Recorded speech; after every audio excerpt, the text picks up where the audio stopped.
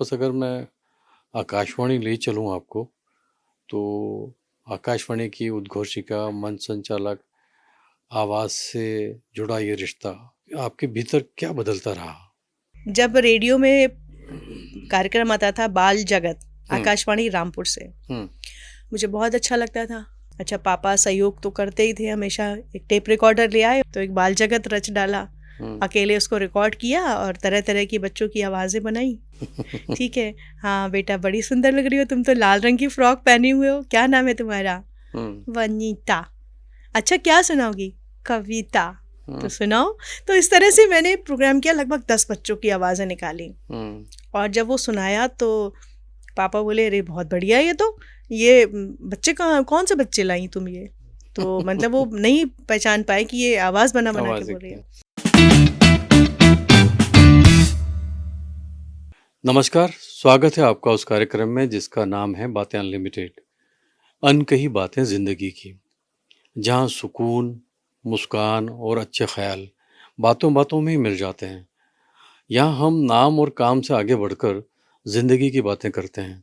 ये वो जगह है जहाँ सवाल सीधे दिल से निकलते हैं और जवाब ज़िंदगी की गहराई से आते हैं। आज की हमारी मेहमान एक ऐसी शख्सियत हैं जिनकी पहचान सिर्फ नाम या काम से नहीं, बल्कि उनके शब्दों, उनकी आवाज़ और उनकी संवेदना से बनती है। डॉक्टर राखी सिंह कटियार, कवित्री, शिक्षिका, उद्घोषिका, मंच संचालक और सबसे पहले एक संवेदनशील इंसान। उनकी ज़िंदगी में शिक्षा है, साधना है, कविता है, संगीत है और सबसे अहम मानवीय भाव।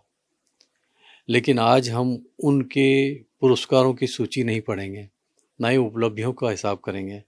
आज हम बात करेंगे उन रिश्तों की जिनसे ये सफ़र शुरू हुआ, उन पलों की जिन शब्दों को जन्म दिया, उस स्त्री की जो हर भूमिका में खुद को जीती रही। तो आइए शुरू करते हैं कार्यक्रम जिसका नाम है बातें अनलिमिटेड, अनकही बातें ज़िंदगी की। तो राखी सिंह जी, आपका स्वागत है। बहुत बहुत धन्यवाद। कैसा लग रहा है आपको? बहुत अच्छा लग रहा है अपने ही परिवार में, अपने ही स्टूडियो में आकर। जी। तो कहाँ से शुरू करेंगे बातचीत को? बचपन से शुरू करते हैं। हाल ही में आपकी किताब शाया हुई सुधियों के झरोकों से। मैंने कुछ पढ़ी है, लेकिन किताब के किस्से और जो बयां हैं वो कुछ अलग कहते हैं। आप जितनी गंभीर दिखती हैं उतनी है नहीं, क्योंकि आपने उस किताब में जो बचपन का आपने अपने किस्से बयान किए हैं वो बड़े शरारत से भरे हैं। जी।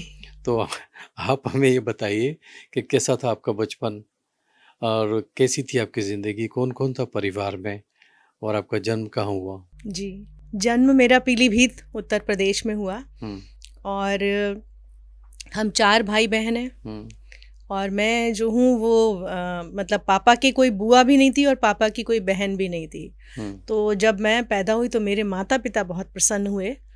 हालांकि मेरी दादी बहुत खुश नहीं हुई थी, उनको बेटा ही चाहिए था। तो बाद में काफ़ी बदली वो संस्मरण भी मैंने इसमें लिखा है हम्म, कि अम्मा एक सशक्त व्यक्तित्व। तो उनको बहुत अच्छी बात नहीं लगी थी जब उन्हें समाचार मिला कि बिटिया पैदा हुई है। हम्म, लेकिन बाद में वही दादी जो थी वो मोहल्ले में चबूतरे पे बैठ जाया करती थी और तब कहती थी कि ई लड़किनी हमार नाम रोशन कर दीस। हम्म, बहुत खुश होती थी। तो तब कहती थी कि हमारा मन अब बदल गया और वो भेदभाव जो करती थी वो सब उन्होंने बंद कर दिया था कि लड़के ज़्यादा अच्छे होते हैं, लड़कियाँ कम।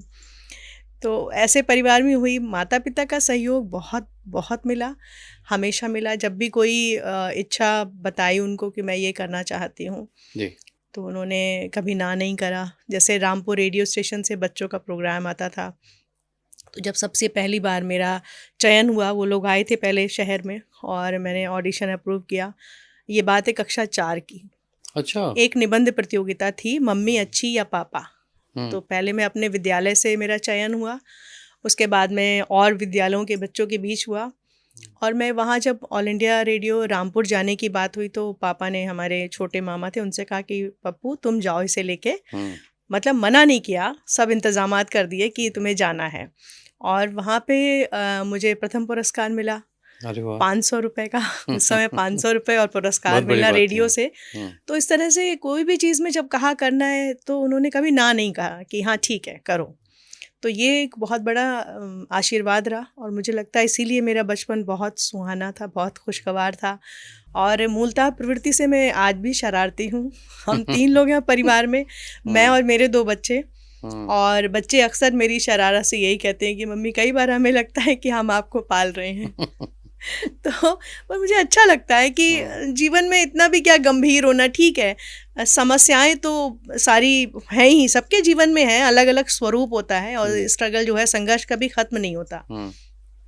तो अगर करना ही है तो मुस्कान के साथ करते रहें, तो सामने वाले को भी बड़ा सुकून और राहत मिलती है कि भाई कर रहे हैं। तो यही ध्यान रखती हूँ बस। तो आपकी किताब में मैंने पढ़ा कि पीलीभीत जहाँ से आप हैं वहाँ की वो धूल भरी गलियाँ और शरारतें, तो काफ़ी शरारत का जिक्र है। तो मैं चाह रहा था हमारे सुनने वालों और देखने वालों को वो कुछ एक आध शरारत बता देती। जी ज़रूर। जैसे ये जिक्र होता है तो वही गली एक सेंट्रल बैंक की गली कहा जाता है उसे, जहाँ हमारा घर आज भी है। तो वहाँ पर उस गली में जो बहुत सारे मकान थे उसमें एक बहुत बड़ा घर था, बंगला कह सकते हैं आप उसे, और बख्शी गन हाउस था उनका। अच्छा। बहुत अमीर लोग थे, तो उनके यहाँ डोर बेल लगी हुई थी और मोहल्ले में आश्चर्य की बात है उस समय और किसी की ज़रूरत ही नहीं थी, सब कुंडी खटखटा के ही जाते थे। जी। तो वो हम लोग को जैसे ही पता चला, हमारे लिए वो एक बहुत ही खेल बन गया। और विशेष रूप से जब गर्मी की छुट्टियां होती थी तो हम लोग बारी बारी से, जो हमारा 5-6 लोगों का ग्रुप था, बारी बारी से ड्यूटी लगती थी कि बख्शी जी की घंटी बजा के आएंगे और बाकी लोग छुप जाएंगे, क्योंकि वो आनंद भी लेना है जब बख्शी जी बाहर निकलेंगे और नाराज़ होंगे। तो हम लोग ऐसे अक्सर किया करते थे। एक दिन जैसे ही घंटी बजा के भागा मेरे साथ में पांडू, तो बख्शी जी बाहर निकले और तभी हमारे घर जो काम करने आती थी, सावित्री की अम्मा बोलते थे हम उसे, वो उधर से जा रही थी। तो बख्शी जी को लगा इसी ने बजाई है घंटी। तो बख्शी जी ने कहा कि तूने बजाई है घंटी? तो बोलती है, मुँह पे कहाँ है घंटी बंटी, मैं ना घंटी लेके आ रही, मैं तो काम करने को जा रही। तो बख्शी जी फिर बुनबुनाते हुए अंदर चले गए और हम लोग की हंसी हम रोक नहीं पा रहे। और फिर भागते हुए हम लोग घर आए। तब तक वो सावित्री की अम्मा भी हमारे घर आ गई थी और वो बरबरा रही थी। मम्मी ने कहा क्यों इतना परेशान हो रही हो, क्या हो गया? तो उसने पूरी बात बताई कि सरदार जी मेरा नाम ले रहे हैं। तो तब तक हमारी हंसी छूट गई। तो मम्मी बोली क्यों हंस रही हो, ज़रूर कुछ है। उनको लगता था ये कुछ, बोले ये रखिया का ही काम होगा, क्या करा? हमने कहा हम लोग ऐसे कभी कभी करते हैं। तो फिर मम्मी ने बहुत बोला कि गलत बात है ना, वो दोपहर में आके खाना वाना खा के सोते होंगे और तुम लोग दोपहर में ये काम करते हो, तो ऐसे किसी को सताना नहीं चाहिए, गलत बात है। तो हमने फिर अपने ग्रुप में कहा ऐसी वाली शरारत नहीं करेंगे। लेकिन जब तक कि बहुत मज़ा लिया इसका। नहीं, लेकिन आज वो कभी इत्तेफाक से वो प्रोग्राम देखेंगे तो डर नहीं लग रहा है क्या? नहीं, पता नहीं देखेंगे या नहीं देखेंगे, लेकिन मुझे लगता है कि वो भी बच्चा समझ के माफ़ कर देंगे कि बच्चों ने की थी शरारत। तो ये तो आपकी एक शरारत हुई, आपने तो कई सारी शरारतें इस किताब में लिखी हैं। दोस्तों, मैं इस प्रोग्राम के साथ में ये कहना चाहूँगा, मैं किताब का प्रचार प्रसार तो कह भी सकते हैं पर नहीं कर रहा हूँ, लेकिन इन्होंने जो एक बहुत बेहतरीन किताब लिखी है, आप ज़रूर उसको पढ़िए, जहाँ से भी अवेलेबल हो जाए। अगर कहीं नहीं है तो मैं सीधा बताता हूँ, अमेज़ोन से ले लीजिए, बहुत अच्छी किताब है, सुधियों के झरोखे से। मैंने उसका तर्जुमा ऐसा निकाला कि जब से सुध आई तब से हमने अपने आसपास झांकना शुरू किया। बचपन वही होता है, बचपन एक तो ये होता है नादानी, तब तक हमें पता नहीं होता है, लेकिन जब हम लिखने पढ़ने लग जाएं, निबंध समझने लग जाएं, तो वहाँ से सुध आना शुरू हो जाता है। और जब आदमी बड़ा होता है, जब उसको ऐसा लगता है कि मुझे कुछ अपनी ज़िंदगी के बारे में लिखना चाहिए, तो वही किताब बन जाती है कि सुधियों से। जब से सुध आई तब से हमने वो किस्से बयान किए। अच्छा, अब बचपन तो आपने बहुत छोटा संक्षिप्त करके हमें बता दिया, लेकिन मज़ेदार था। मैं कहूँ कि आपकी ज़िंदगी की पहली पहचान घर परिवार से बनी, पिता माता और जीवन साथी, इन तीनों में से किसका असर आपके व्यक्तित्व पर सबसे गहराई से पड़ा? मेरे पिताजी श्री जितेंद्र सिंह जी, वो व्यापार करते थे और गुड़ और धान की आड़त थी हम लोग की जी। तो उनका साहित्य से ऐसे प्रत्यक्ष रूप से कोई सरोकार नहीं था, लेकिन मुझे आज भी याद है कि पीलीभीत में उस वक्त बहुत लाइट चली जाती थी और बिजली गुल हो गई तो जब और बच्चे शरारत किया करते हैं, हमारे पिताजी उस समय कहते थे कि हम लोग वो उसे कुप्पी कहते थे, जिसमें वो लाइट जलाई जाती थी, लालटेन रहती थी और वो मिट्टी के तेल की बत्ती वाली, तो वो जलाते थे और पिताजी कहते थे चलो राखी कविताएं सुनाओ। अच्छा। तो वो बचपन से उन्होंने ऐसा वातावरण का निर्माण कर दिया कि हम कविताएं सुनाते थे और पिताजी भी सुनाते थे। वो लिखते नहीं थे, लेकिन वो जैसे नीरज जी की कविताएं हैं उनको कंठस्थ थी और बिल्कुल उनकी हूबहू बिल्कुल नकल करके गाते थे, क्योंकि उन्हें बहुत पसंद था, साहित्य से लगाव था उन्हें। तो वो ऐसा वातावरण होता था, तब हम लोग सब बैठ जाते, हमें पता ही नहीं चलता था कि पास में से कोई ताई जी आई कि 2 घंटे हो गए लाइट नहीं है। हम कहते तो 2 घंटे हो गए, क्योंकि हम तो कविताएं कर रहे हैं, एक दूसरे को सराह रहे हैं। मतलब एक ऐसा लगता था कि बहुत ही सकारात्मकता से भरा हुआ रहता था पापा का वो। और कभी भी कहते हैं ना, किसी चीज़ के लिए उन्होंने ना नहीं किया, ना ये कभी फ़र्क समझा कि ये बेटी है इसलिए नहीं करें। तो परिवार से मैं ही हॉस्टल में गई और थोड़े बहुत समय के लिए 10 साल रही मैं, पूरा उनका सहयोग मिलता रहा हर तरह से। तो पिताजी याद आए हैं, तो नीरज जी भी याद आए हैं, तो 2 लाइनें तो हमें वो सुनाई दीजिए कि कौन सी कविता उस वक्त वो उनकी राग में गाते थे। अभी इस वक्त तो मुझे वो पंक्तियाँ याद नहीं है, लेकिन एक पापा और गाते थे जिसके मुझे कवि नहीं पता है, लेकिन पापा गाते थे। उनका गला बहुत अच्छा था, शायद मुझे थोड़ा बहुत उनसे मिला है। तो वो एक गाते थे ऐसे कि साध से नहीं मुझे तो साधना से प्यारे है, एक बार तीर पर खड़ा हुआ प्रसन्न चित्त, प्रश्न किया बावरी नदी किधर कहाँ चली, तो मैं किसी की रूप राशि पर विमुग्ध हो अधीर, फिर रही हूँ ढूंढती पुकारती गली गली, किंतु तुम युगों युगों से इस प्रकार बह रही, मिल गया अभिष्ट तो मिला पिया का द्वार ना, भीख से नहीं मुझे तो याचना से प्यारे है, साध से नहीं मुझे तो साधना से प्यारे है। तो ये इस तरह की पंक्तियाँ गाते थे और वो आर्य समाज के बहुत बड़े समर्थक थे। हमारे यहाँ रविवार को हवन होता था, हर रविवार को। अच्छा। तमाम मंत्र उन्हें सब कंठस्थ थे, तो वो हम लोग करते थे, अच्छा लगता था। तो वो मानते भी थे, स्वामी जी को बहुत मानते थे। तो एक वो और भजन गाते थे, वेद की बंशी हाथ में लेकर महर्षि ने जब गीत सुनाए, सारे जहां में छा गई मस्ती, झूम उठे सब अपने पर आए। तो इस तरह के गीत वो गाया करते थे और बड़े सुंदर गाते थे। मतलब अगर परिवार में ये पहले से कविता और गाना वगैरह तो रहा, वहीं से आपको ये संगीत की और ये कवि बनने की प्रेरणा मिली। हाँ। आपने विज्ञान, साहित्य, शिक्षा और संगीत इतने अलग अलग रास्ते चुने, तो क्या ये तलाश थी या जिंदगी ने खुद रास्ता दिखाया? मैं कहूँगी कि ज़िंदगी ने खुद रास्ता दिखाया। जैसा कि मैंने आपको बताया कि मैं बीएससी करने के लिए आगरा गई, और उसी आगरा में बीएससी के दौरान ऑल इंडिया रेडियो आगरा खुला। अच्छा। अब यहाँ से मेरी दशा और दिशा फिर बदल गई। मैं साइंस के लिए आई थी यहाँ पे, मैंने तुरंत निर्णय लिया और किसी से सलाह मशवरा नहीं लिया। मैं बहुत अपने मन से निर्णय बचपन से लिया करती थी। मैंने कहा कि मैं मास्टर्स जो है वो हिंदी में करूँगी, हिंदी साहित्य में। सब लोगों ने डराया कि बीएससी में तो क्या आपको इंग्लिश में आंसर लिखना है, छोटे छोटे होते हैं, और पिक्टोरियल प्रेजेंटेशन होता है साइंस का, तो डायग्राम बना दिया, लेबलिंग कर दी और एक्सप्लेन कर दिया। हिंदी में तो बहुत लिखना पड़ता है। तो सब लोग बोले कैसे करोगी? तो मैंने कहा मैं कर लूँगी, जैसे भी करूँगी, पर मुझे करना है। क्योंकि मेरे स्टेशन पे डायरेक्टर थे उस समय मिस्टर PS देव। अच्छा। वो मेरी बहुत प्रशंसा करते थे और वो मुझे कहते थे, राखी तुम ना आकाशवाणी की बेटी हो। अरे वाह। तो एक बार किसी ने कहा कि आप हमेशा उसे कहते हैं कि आकाशवाणी की बेटी है राखी, है तो और भी अनाउंसर्स बहुत सारी हैं, पर राखी को क्यों कहते हैं? तो उन्होंने बहुत अच्छी बात कही थी। उन्होंने कहा कि देखो, बेटियां जो होती हैं ना, पिता कोई संकोच नहीं करता, कोई भी काम उन्हें सौंप सकता है। बेटा पानी ला दो, बेटा ये कर दो, हर तरह का। तो ये ऐसी है कि अगर हमारे बच्चों के प्रोग्राम का जो कंपेयर वो नहीं आ रहा है, तो बोले राखी तुम कर लो रिकॉर्ड जाके, मजदूर मंडल का नहीं आया तो राखी जाओ तुम कर लो, महिलाओं के कार्यक्रम का नहीं आया तो बोला राखी चलो आज तुम कर लो, आज वो नहीं आई जो एंकर कर रही है। तो कहते थे मुझे इतना सुकून होता है जिस दिन ये ड्यूटी पे होती है, मुझे लगता है आज कोई भी इमरजेंसी नहीं होगी क्योंकि ये है तो मैं इससे काम करा लूँगा।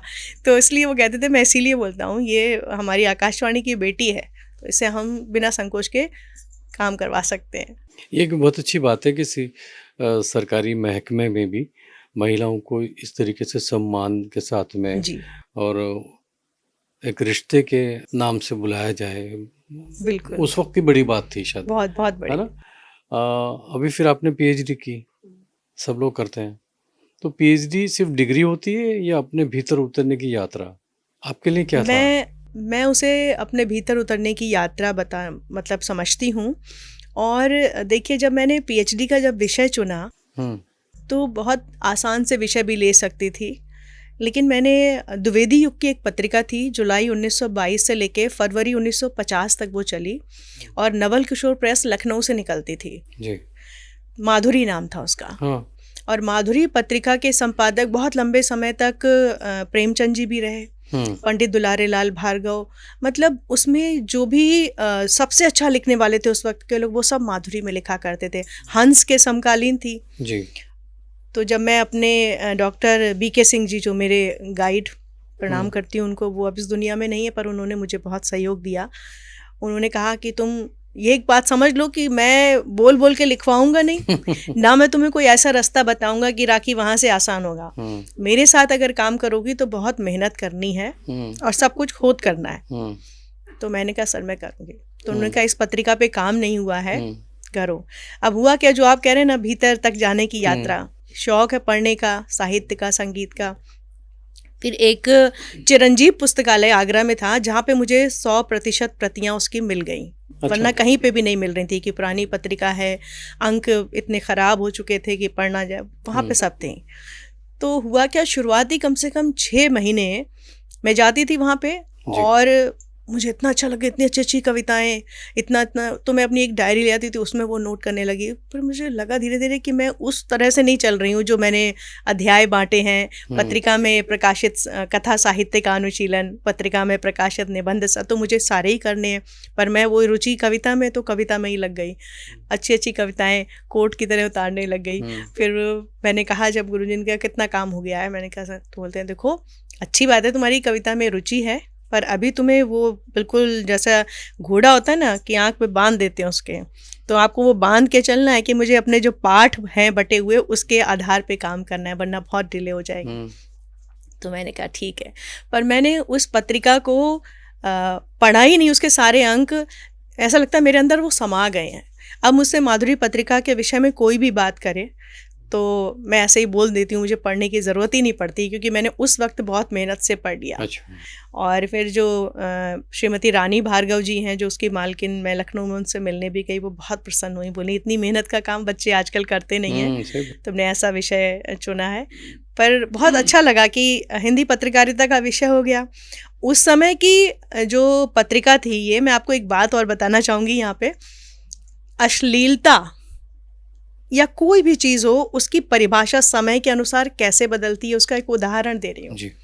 मुझे अभी तक याद है कि अगस्त 1924 के अंक में एक लेख लिखा था उसमें, और उसमें लिखा था कि समाज में अश्लीलता बढ़ती जा रही है, स्त्रियां केश कतरवा रही हैं। अच्छा।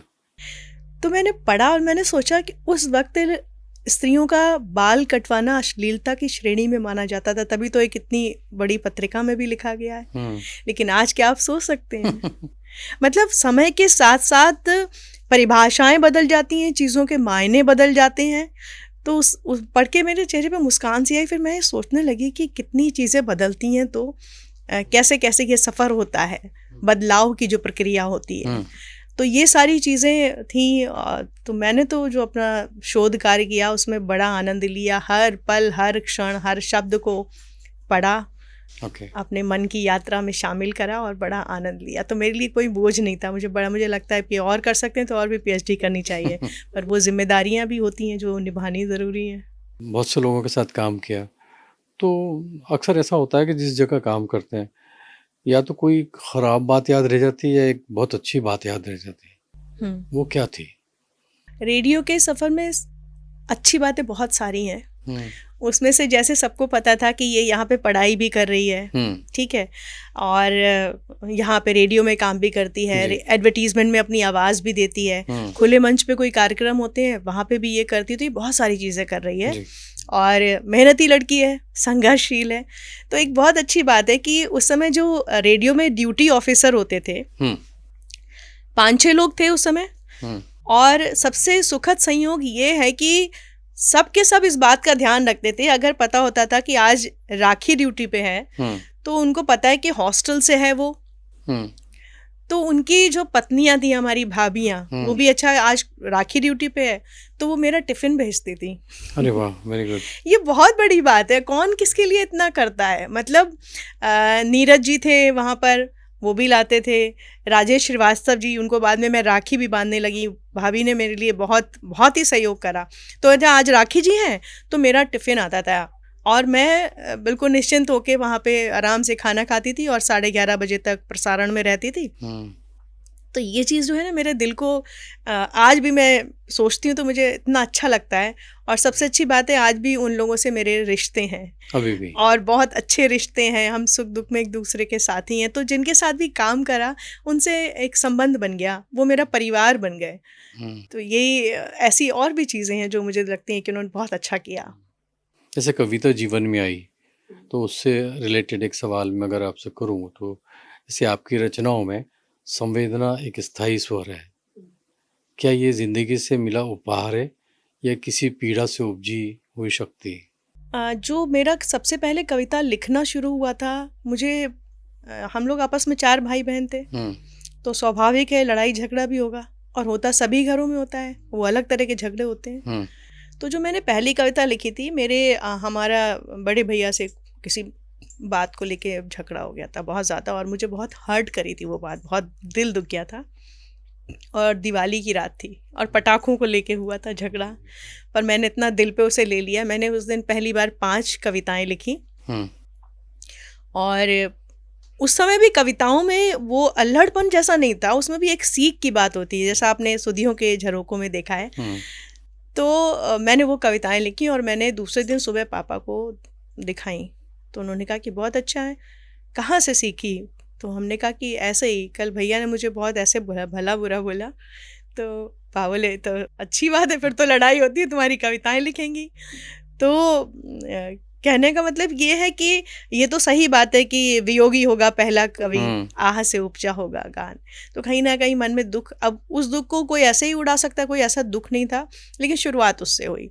फिर जब जब जीवन में विषमताएं आई, तब तक कविता जो है और तीव्र होती गई, ठीक है। लेकिन मुझे हमेशा लगता है कि अगर हम अपने दुख की भी बात कर रहे हैं तो उसको थोड़ा सकारात्मकता के साथ प्रस्तुत करें, उसे पढ़ के कोई टूटे ना, उसे पढ़ के टूटा हुआ व्यक्ति जुड़ने का प्रयास करे, वो जुड़ जाए।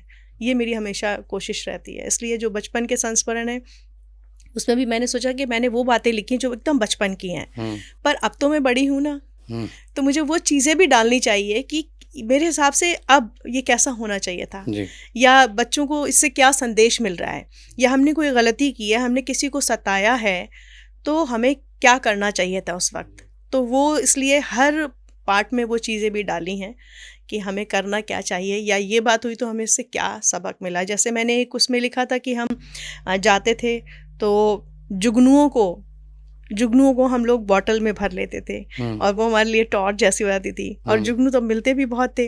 तो हम जाते थे, देवी माँ जयसंतरी देवी है वहाँ पे, उनका दर्शन करने जाते थे, और आते समय रात हो जाती थी और बोतल लेके ही जाते थे, उसमें भर लेते थे कुछ जुगनू।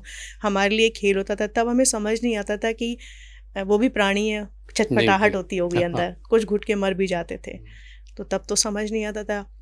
लेकिन वही अब सोचते हैं कि कोई भी चीज़ को सीखने में एक वक्त लगता है, एक पूरा प्रोसेस, प्रक्रिया से गुजरना पड़ता है, और ज़िंदगी के सबक एक बार में नहीं याद होते हैं, कई बार हमें उनसे गुजरना पड़ता है, तब कहीं समझ आता है कि ये बात गलत है। आज मैं कह सकती हूँ कि वो हम गलत करते थे, लेकिन उस वक्त हमारे लिए अपना मनोरंजन था, हमारे लिए वो प्रकाश बड़ा अच्छा लगता था हमें।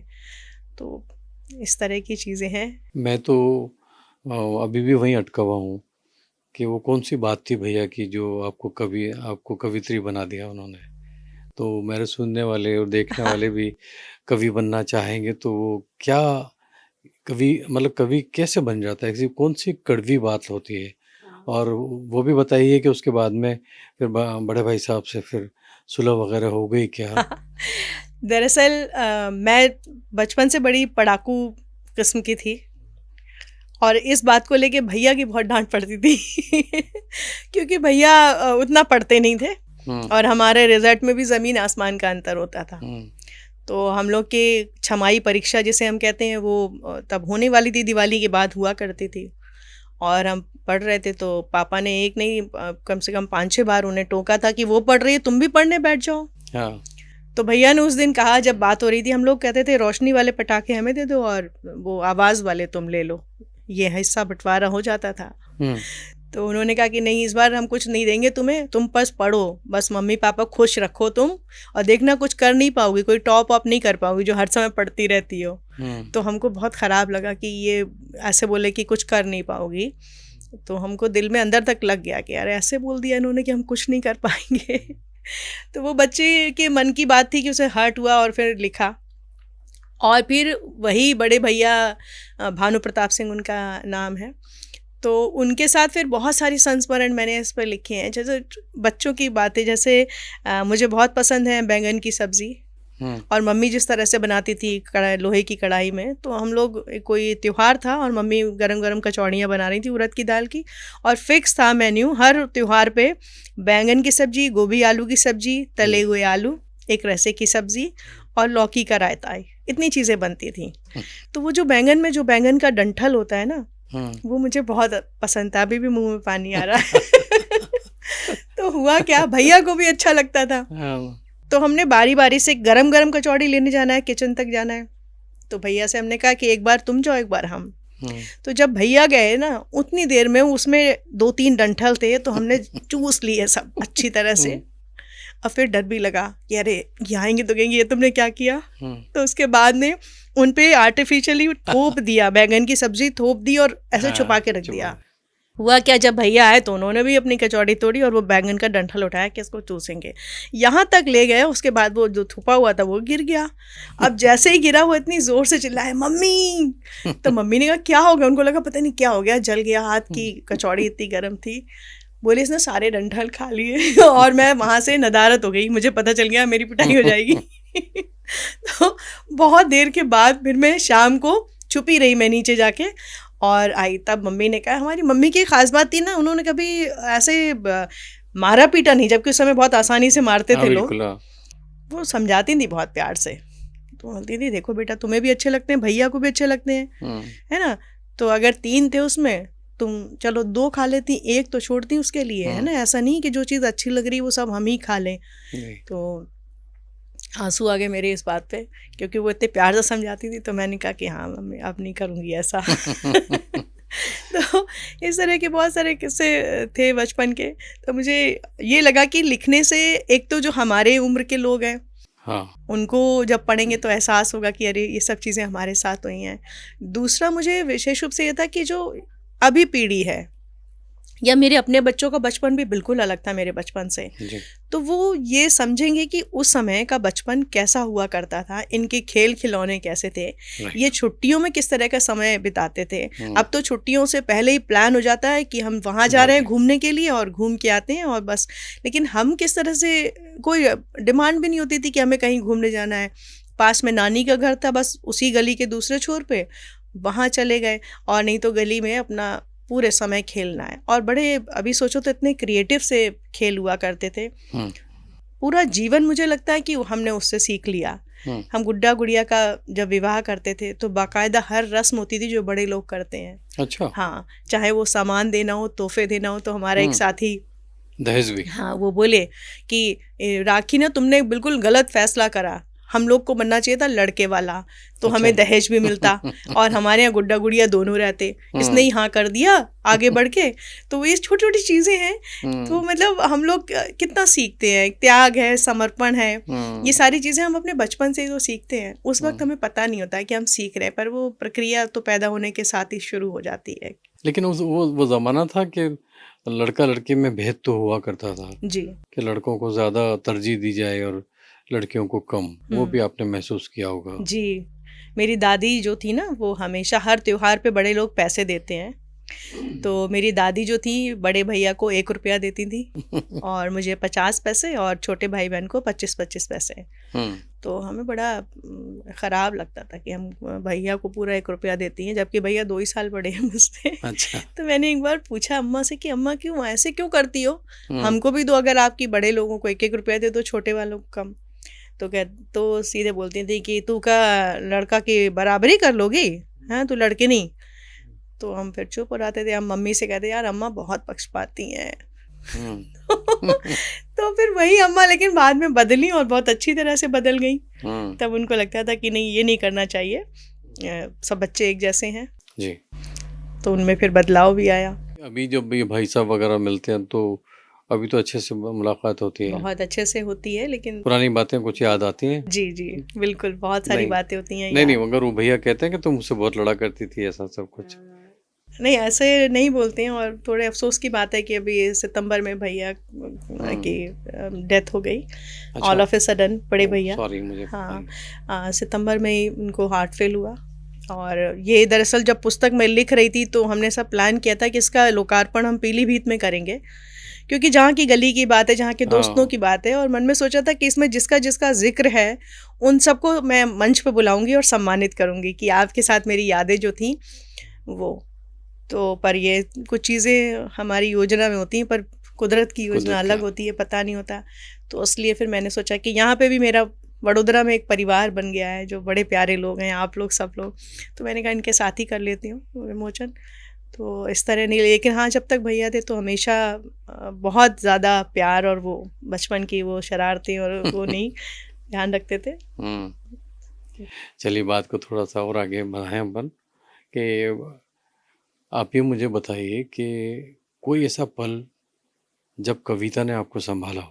बहुत सारे पल। मैं तो कहती हूँ कि जीवन की जब भी विषमताएं उनसे मैं गुजरी हूँ, विपरीत परिस्थितियों से गुजरी हूँ, तो साहित्य और संगीत ये 2 चीज़ें मेरे साथ अपनी थी और इन्होंने मुझे उस परिस्थिति से उभरने में बहुत मदद की है। जब मेरे जीवन साथी अचानक उनका भी हृदय गति रुकने से निधन हुआ और ये हम लोग सोच भी नहीं सकते थे कि कैसे जीवन ठीक होगा, क्या होगा।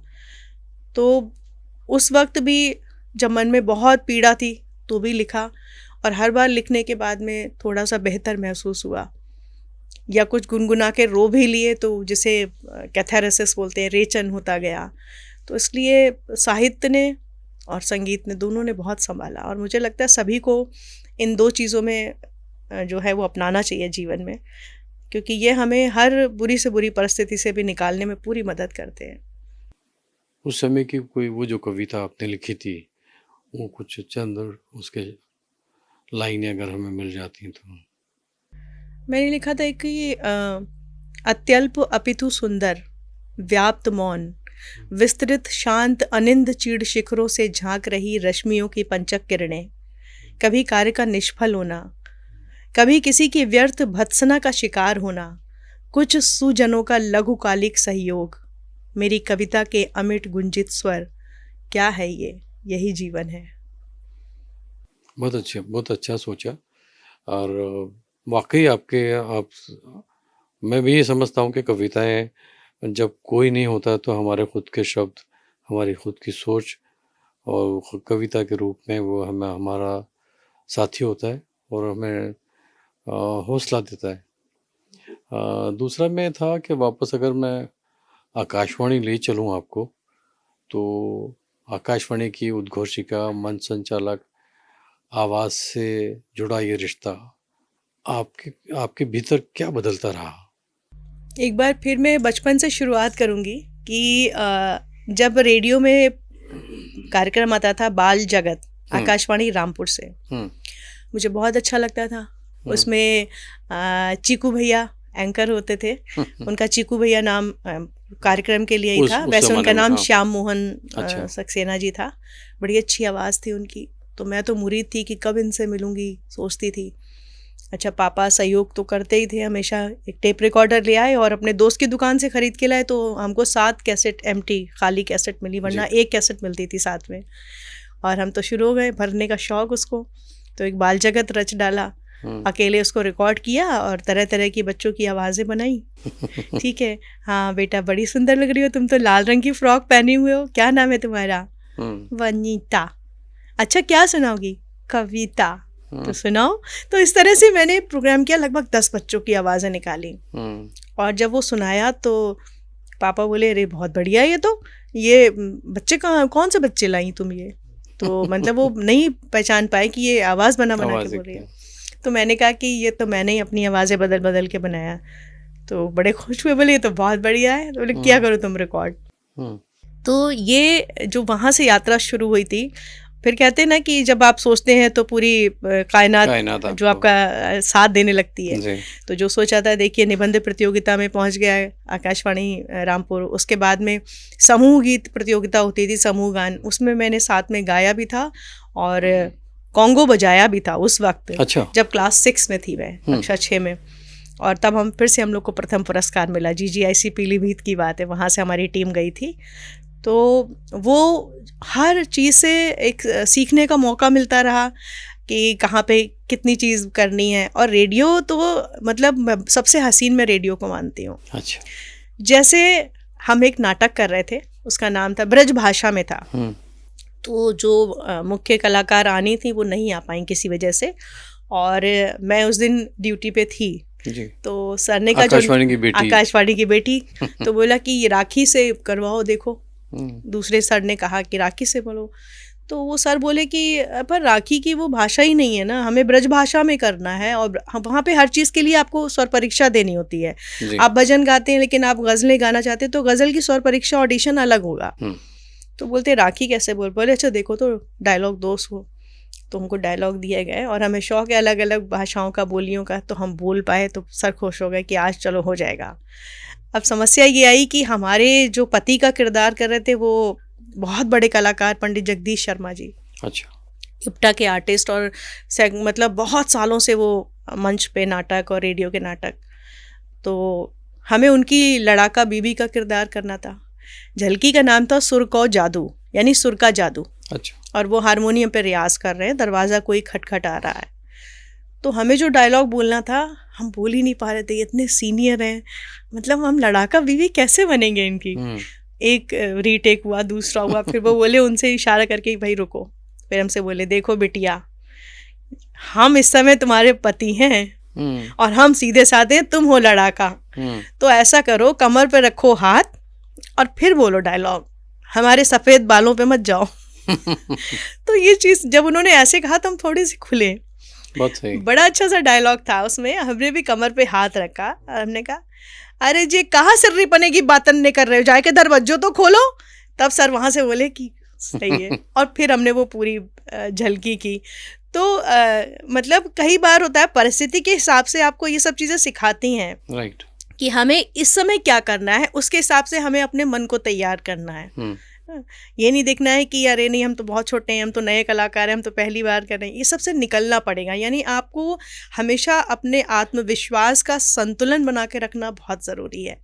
ओवर भी नहीं होना चाहिए और अंडर भी नहीं होना चाहिए, है ना। जैसे संतुलित भोजन शरीर को स्वस्थ करता है, वैसे ये संतुलन जो है आपको मानसिक रूप से स्वस्थ रखता है कि आप में आत्मविश्वास तो हो, लेकिन सीखने की प्रक्रिया जो है वो हमेशा होनी चाहिए। तो जगदीश शर्मा जी ने मुझे ये हौसला दिया, मैं प्रणाम करती हूँ उनसे, वो जहाँ पे भी हो सुने, और तब मैं सीख पाई। और रेडियो में एक और चीज़ होती थी, जैसे अब हमें दूर से आना है, अब टीवी पे यहाँ पे तो हम लोग आते हुए दिख रहे हैं कि हम दूर से आ रहे हैं, लेकिन रेडियो में ये एहसास कराने के लिए, मान लीजिए दरवाज़ा किसी ने खटखटाया और मुझे जाना है, तो हमें बताया गया, सिखाया गया कि कैसे करना है। तो मैं बोलना है मुझे आती हूँ, और ये इफेक्ट देना है कि मैं दूर से आ रही हूँ। तो ऐसे बोलते थे हम, आती हूँ। अच्छा। तो जब साइड से करके इधर तक आएंगे तो जो आवाज़ आएगी उसमें लगेगा कि दूर से आती हुई आवाज़ है, तो धीरे धीरे पास में आ गई। ओके। तो ये छोटी छोटी चीज़ें हैं जो सीखी रेडियो से बहुत अच्छी तरह से। वहाँ पे ट्रांसमिशन एग्जीक्यूटिव थे उस समय, अभी तो डायरेक्टर होकर रिटायर हुए हैं, सर्वेश कुमार जी, वो भी गाइड करते थे। अच्छा। हाँ, कि अच्छा कर रही हो, करो। तो ये सब चीज़ों मैं तो कहूँगी कि मुझे अच्छे लोग बहुत मिले और जिनसे मैंने कुछ अच्छाइयाँ सीखी, आज भी प्रयासरत हूँ। अगर आप खुद अच्छे हैं तो जग अच्छा है, अगर हम अच्छे हैं तो संसार अच्छा लगता है, पॉजिटिव सोचते हैं तो पॉजिटिव सोच के लोग मिल भी जाते हैं। चलिए अगले पड़ाव की तरफ अगर मैं कहूँ कि आप तो कवित्री हैं, हमेशा मंच पर खड़े होकर अपनी कविताएं पढ़ती हैं, तो मंच पर खड़े होकर कभी ऐसा लगा कि आप श्रोताओं को नहीं खुद को सुन रही हैं? कई बार ऐसा लगा, जैसे एक तो मंच संचालन में क्या होता है कि मैं तैयारी करती हूँ बहुत, मैं आज सबको बता दूँ। सबको लगता है कि अरे राखी तो बिना कागज़ के बोल रही है, पर बिना कागज़ के मंच पे बोलती हूँ। पर जैसे कक्षा 10 का बच्चा पहली बार बोर्ड परीक्षा में बैठता है, जैसे ही मुझे मिलता है काम कि मुझे ये करना है, मैं उसमें उसी तरह से जुट जाती हूँ और उतनी ही मेहनत करती हूँ, रिसर्च करती हूँ, और तब मैं फिर आत्मविश्वास से भर जाती हूँ कि अब मैं अच्छे से कर लूँगी जी। और कुछ बार ऐसा भी हो जाता है कि ऑडियंस उतनी अच्छी ना मिले आपको, कि आप जो तैयारी करके आए हैं, तो वो वक्त होता है जब हमें लगता है कि हम तो अपना बेस्ट देंगे, इसमें से ये लोग जो ले पाएँ वो अच्छा है इनके लिए, क्योंकि हमने जो तैयारी की है हम उस हिसाब से चलेंगे, ना कि हम अपना स्तर, चाहे वो भाषा का हो या कंटेंट का हो, हम क्यों गिराएं कि सामने वाले लग रहा है नहीं समझ रहे हैं। तो उस वक्त ये जो चीज़ आपने कही ना कि हम खुद के लिए कर रहे हैं, हम अच्छा ही देंगे। ये बात मुझे शैलेंद्र और शंकर जयकिशन की एक बात याद आ रही है। जी बताइए। कि उन्होंने जब तीसरी कसम के, एक बहुत अच्छा तीसरी कसम के शिल्पकार शैलेंद्र, प्रहलाद शरण अग्रवाल जी हैं, उनका लिखा हुआ पाठ है। तो मैं शिक्षिका भी रही हूँ इतने लंबे समय तक, तो मैं पढ़ाती, तो उसमें बहुत अच्छी बात थी कि शैलेंद्र जी ने कहा कि रातें 10 दिशाओं से कहेंगी अपनी कहानियाँ, ये पंक्ति थी। तो शंकर जयकिशन संगीतकार थे, उन्होंने आपत्ति की, उन्होंने कहा कि एक आम दर्शक जो है वो 4 दिशाएं जानता है, तो 4 दिशाएं का तो रातें चारों दिशाओं से कहेंगी अपनी कहानियाँ, आ भी रहा है मीटर में। पर शैलेंद्र जी बोले कि नहीं, कलाकार का कर्तव्य है कि वो उपभोक्ता की रुचि का परिष्कार करे। अच्छा, कितनी अच्छी बात उन्होंने कही कि अगर वो नहीं जानते हैं तो इस गाने के बाद वो जान जाएंगे कि 10 दिशाएं होती हैं, 4 नहीं होती हैं, और वो नहीं माने, उन्होंने नहीं बदला, और ये गाना कितना प्रसिद्ध है, सब लोग कहते ही हैं।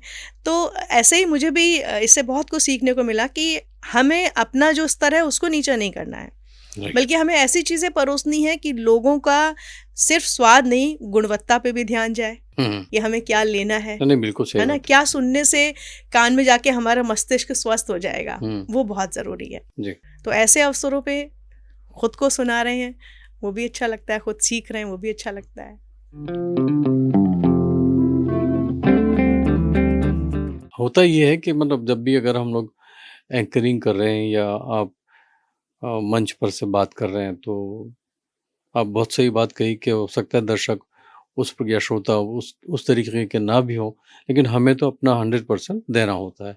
इतने सम्मान मिलने के बाद कभी लगा कि अब रुक जाना चाहिए, कि और जिम्मेदारी और बढ़ गई? जिम्मेदारी और बढ़ गई क्योंकि जब आप एक बहुत अच्छा कार्यक्रम देते हैं तो लोगों को आपसे और अपेक्षाएं होने लगती हैं ना, और उनकी अपेक्षाओं को उपेक्षित नहीं कर सकते आप, है ना। तो जैसे अभी हाल की बात है, एक चिन्मय मिशन का कार्यक्रम था और मैं संचालन कर रही थी, तो वहाँ पे उपस्थित एक बुजुर्ग थे जो चिन्मय मिशन से काफ़ी सालों से जुड़े हों। उन्होंने कहा कि राखी बहन अपना नंबर दो। अच्छा। तो मैंने कहा कि जी ले लीजिए। तो बोलते मैं पता है नंबर क्यों ले रहा हूँ, मैं फ़ैन के माफिक में हर उस कार्यक्रम में जाना चाहता हूँ जहाँ आप एंकरिंग कर रहे हो, कि मुझे इतना सुंदर लगता है आपको सुनना, ऐसा लगता है सुनते ही जाओ। तो मेरे लिए बहुत बड़ा कॉम्प्लीमेंट था, लेकिन साथ में मेरी जिम्मेदारी भी बढ़ गई कि मैं हर अच्छी से अच्छी बात मैं कह सकूं कि लोगों को सुन के लगे कि हाँ, या वो निराश ना हो जो कह रहे हैं कि मैं आपके फ़ैन हूँ और हर एंकरिंग में सुनना चाहता हूँ क्योंकि आप इतना अच्छा बोलते हो। तो जब जब मुझे लगता है आपकी प्रशंसा होती है तो आपकी जिम्मेदारी में 2 चीज़ें और बढ़ जाती हैं कि आपको इतना तो करना ही है, पर इस स्तर को एक स्तर और ऊपर ले जाना अब आपकी जिम्मेदारी है। तो इसलिए उसके लिए मेहनत करनी चाहिए और बड़ा आनंद आता है जब कार्यक्रम चल रहा हो और दर्शक आपका साथ देने लगते हैं, जब उन्हें अच्छा लगता है कि अरे वाह ये तो बहुत अच्छी बातें बोल रही हैं। एक कार्यक्रम था तो वहाँ पे मेरा बेटा भी ऑडियंस में बैठा हुआ था, इतना खुश हुआ, बोला मम्मी मुझे लग रहा था कि मैं चिल्ला चिल्ला के बता दूं सबको कि मेरी मम्मी माँ है है। ये। क्योंकि बोले कि बीच बीच में बोल रहे थे सब लोग कि ये केटलो सरस बोले छे, सरस्वती तो इसकी वाणी में विराजती है। तो बोले जो तारीफ़ करते मुझे इतना अच्छा लग रहा था, मेरे लिए गौरव की बात थी। तो मुझे अच्छा लगा, मैंने कहा चलो बच्चे को ये एहसास हो हाँ कि भाई मम्मी कुछ अच्छा कर रही हैं, तो वो भी बहुत ज़रूरी है। जी क्योंकि घर से पहले प्यार मिलता है ना, तो बाहर के प्यार के लिए हम रिसेप्टिव होते हैं। जी अगर वहीं से आपको फ्रस्ट्रेशन शुरू हो जाएगा तो आपकी जो मन का कलाकार है वो कहीं ना कहीं मरने लगता है। अक्सर ऐसा होता है कि कलाकार बाहर तालियां बजवा कर आता है और जब दरवाजे पहुंचता है तो बोला आ गए क्या, या आ गई क्या, क्या करके आई, इस तरीके की बातें मिलती हैं। लेकिन जब घर वाले समझने लगते हैं ना, तो वाकई कलाकार की कला में और निखार आता है। बिल्कुल सही कहा आपने। मैं एक छोटी सी बात बताना चाहूँगी कि आ, जब मेरे पति जो शैलेंद्र जी हैं उनका असमय निधन हुआ, जी बहुत टूट गई थी मैं, क्योंकि बच्चे छोटे थे। बच्चा मेरा बेटा 10th में था और बेटी 5th में थी। मुझे कुछ समझ नहीं आ रहा था कैसे ज़िंदगी चलेगी। उस वक्त एक बैंक से अहमदाबाद में मुझे कॉल आया था कि आपको यहाँ पे आना है कवि सम्मेलन में। तो मैंने कहा शुभू से कि मना कर दो, नहीं जाऊँगी। तो मेरा बेटा 10th में ही था, पर उसने बड़ी अच्छी बात की। उसने कहा मम्मी नहीं, आप जाओ। आप जब कोई प्रोग्राम करके आती हो ना, तो आपका ऑरा ही अलग होता है। जी आपके चेहरे पे जो खुशी दिखती है ना, हम्म वो मुझे इतनी अच्छी लगती है, इसलिए आप मना मत करो। तो फिर मैंने उसकी इस बात मैंने हाँ कह दिया उनसे। उनकी गाड़ी आई मुझे रिसीव करने पूरा सम्मान के साथ में, और मैं सचमुच बहुत बेहतर सा महसूस करने लगी। क्योंकि अभिव्यक्ति होनी बहुत ज़रूरी है, जी वरना वो जो घुटन है ना वो आपको और नीचे ले जाएगी, आप अवसाद में कहीं चले जाएंगे। जी तो वो सहयोग मुझे मेरे बच्चों से भरपूर मिलता है। वो कभी मना नहीं करते हैं, हर तरह का सहयोग करते हैं कि हाँ मम्मी आप जा रही हो, आप जाओ। चलिए, बहुत खुशी की बात है कि बच्चे आपको इतना समझते हैं, और इस समझ के पीछे आपका भी योगदान है। आप भी उनको बहुत अच्छे से पेश आती हैं। एक स्त्री के रूप में आपने सबसे कठिन भूमिका कौन-सी निभाई? कठिन तो ऐसे कुछ नहीं है, लेकिन मुझे लगता है जब किसी भी लड़की का जब विवाह होता है ना, हुँ। तो एक अब काफ़ी परिस्थितियाँ बदल गई हैं। आप उसी परिस्थिति को बताइए पर जो। मैं उस परिस्थिति की बात करूँगी। हम लोग के समय में जब आप एक परिवेश से हम दूसरे परिवेश में जाते हैं, तो सिर्फ़ विवाह ही नहीं होता, सब कुछ बदल जाता है। जी, आप जिस तरह से आपका पालन-पोषण हुआ है, आपको जो संस्कार दिए गए हैं, आपने जो पढ़ाई की, आपने वो, तो वो सब एक अलग माहौल में बिल्कुल। आपको जाना होता है। तो 101% एडजस्टमेंट होता है वो। उसका मतलब ये नहीं होता है कि वो बुरे हैं, हम अच्छे हैं। लेकिन वो हमें नहीं जानते हम किस तरह से पले-बड़े हैं, हम कैसे रहे हैं, हुँ, और हम नहीं जानते हैं कि यहाँ पे पारिवारिक परिवेश क्या हुँ। है। तो वो एक बहुत बड़ा चैलेंज हुआ करता था उस समय। उस समय कभी मुझे ऐसा लगा था कि अ, शायद विवाह नहीं करना चाहिए था। मैं जो कर रही थी मीडिया में, इतनी अच्छी तरह से मैं स्थापित थी, रेडियो में अनाउंसर थी, फिर मैं उपाधि महाविद्यालय पीलीभीत में हिंदी की प्रवक्ता थी। मेरा अपना इंस्टीट्यूट चलता था। तो हर हर शाम कहीं न कहीं कभी निर्णायक के रूप में जा रही हूँ, कभी एंकरिंग करने जा रही हूँ, तो उस तरह का माहौल से एकदम से अलग परिवेश में आई। और तब मुझे कहीं पे थोड़ा अफ़सोस हुआ था कि पता नहीं लड़की होना ठीक होता है या नहीं होता है। एक वो जीवन में एक वो मौका था कि जब मुझे खराब लगा। वरना अगर कोई पूछे तो मैं हर जन्म में स्त्री बनना पसंद करूँगी।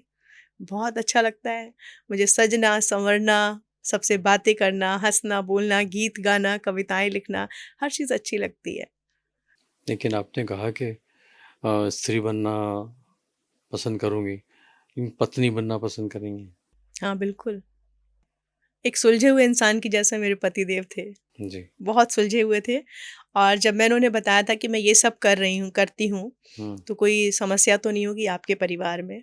शादी से पहले जब हम लोग ने बात की, तो उन्होंने कहा कि नहीं, हमारे यहाँ कुछ ऐसी समस्या नहीं है। हाँ, बाकी चीज़ें कैसे मैनेज करनी है वो तुम्हें देखना होगा। हुँ, पर हमारी तरफ से कोई मनाही नहीं है कि तुम स्टेज पे मत जाओ या तुम गाने मत गाओ। हुँ। तो बहुत ही सुलझे हुए इंसान थे। तो मुझे लगता है कि हर लड़की को एक अगर सुलझा हुआ इंसान मिल जाए ना, तो उसका जीवन बड़ा आसान सा हो जाता है।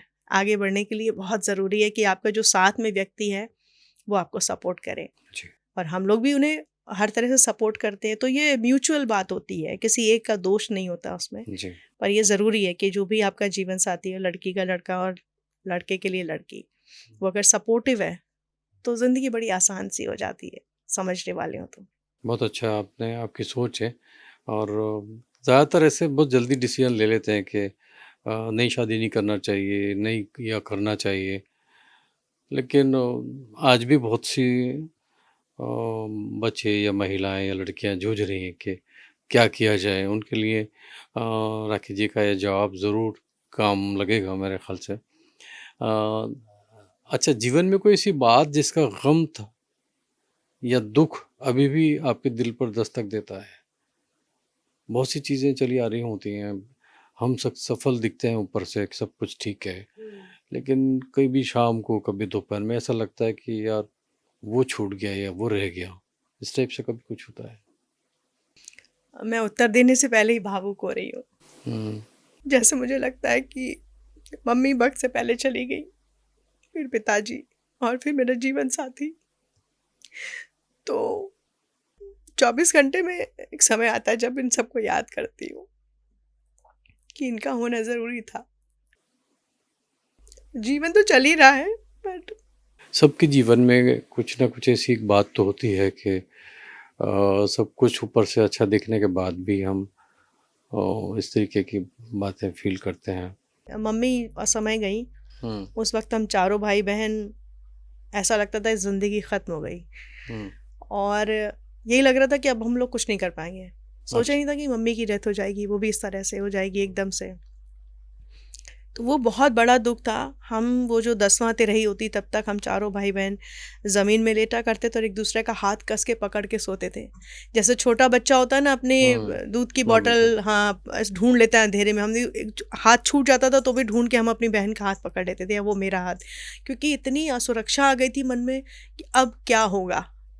कैसे होगा? और वही मम्मी की चीज़ों को याद कर कर के कि वो हमेशा कहती थी कि कितनी भी परिस्थिति कैसी हो, जैसे लाइट चली गई, मुझे आपको बताती हूँ कि मैं मुझे डांस का भी बहुत शौक है, नृत्य किया करती थी। तो पता चला कि गाने तो फिक्स टाइम पे ही आएंगे रेडियो में, उसके बाद समाचार शुरू होगा और हमने सोचा है मुझे 30 मिनट तो डांस करना है आज। हुँ। तो मैं समाचार में भी अभिनय कर लेती थी, तो मेरी मम्मी कहती थी, "लल्ली तुम बड़ी अच्छी हो।" तो तो आज भी उनकी ये लाइन मुझे याद आती है, जब भी कुछ करती हूँ, अपने आप को शाबाशी दे लेती हूँ मम्मी की ये बात याद करके कि लल्ली तुम बड़ी अच्छी हो। तो हमें लगता है कि चीज़ों की कंप्लेंट, शिकायत करने से कुछ नहीं होता है, उस के साथ में बढ़ना कैसे ये सीखना पड़ेगा। अब उस समय नहीं थी इतनी चीज़ें कि आप एक्सरसाइज़ करें और म्यूज़िक लगा लें और ये करें। तो रेडियो में अब तो समाचार के समय पे समाचार आएगा पर हमको लगातार करने हैं तो अपना काम कर रहे हैं। दोस्तों आप जो प्रोग्राम देख रहे हैं उसका नाम है बातें अनलिमिटेड और मैं बातें कर रहा हूँ डॉक्टर राखी सिंह कटियार जी से। बहुत से लम्हे ऐसे आते हैं कि आदमी है तो भावुक होगा, दिल है तो दुखेगा, है ना? तो ये दिल वालों की बात है और हम यहाँ जो बातें करते हैं लोग व्यवसाय की या पेशे की तो बहुत बातें करते हैं। बहुत से ऐसे टीवी शोज़ भी आ रहे हैं जो अ, सभी प्रकार की बात करते हैं। मैंने सोचा है कि बातें अनलिमिटेड उन लोगों के लिए हैं जो दिल की बात यहाँ आके कह सकें। क्योंकि अभी नहीं कहा तो फिर मुझे नहीं लगता है कि कभी और और दिन या और वक़्त कह पाएँगे।